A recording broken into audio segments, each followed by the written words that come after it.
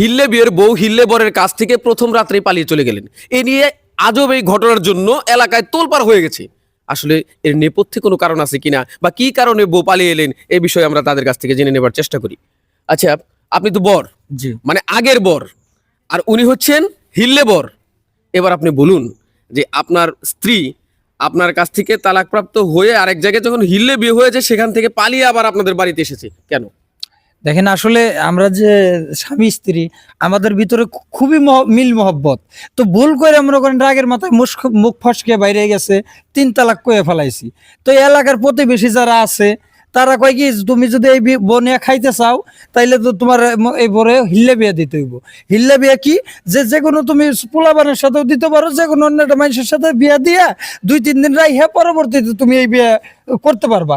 তো আমার হইলো 10টা না 5টা না খুব শখ করে একটা বিয়ে করছি। তো এই বউকে ছাইরে দন যাবো, আর আমার এই কচি বউটা যদি অন্য একটা পোলার হাতে দেই তাহলে ওই বউকে ওই পোলা ছাড়বো না, রিক্সে থেকে যাই।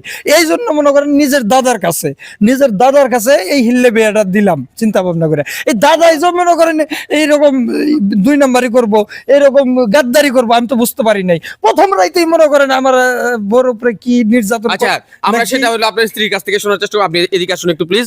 আপনি তো হিল্লে বর, মানে হচ্ছে ওনার দাদা, তাই তো?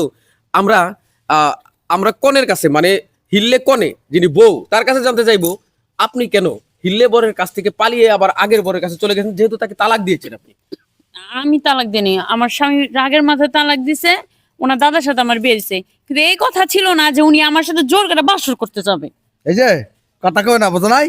তুমি এখন আমার বউ, বুঝছো না, কি? আমি তোমার বউ না। ও, বুঝতে পারছি, আমরা যা বোঝার বুঝতে পেরেছি। আসলে হিল্লে বর উনি সুযোগ নিতে চেয়েছিলেন, আমরা সেই বরের কাছ থেকে। আপনি তো দাদা, আপনার বয়স হয়েছে, আপনার নাতির বউকে আপনি রক্ষণাবেক্ষণের জন্য মানে রক্ষক হিসেবে আপনি হিল্লে নিয়েছেন, কিন্তু আপনি কি ব্যবহার করছেন তার সাথে? আরে আমি কি পাগল?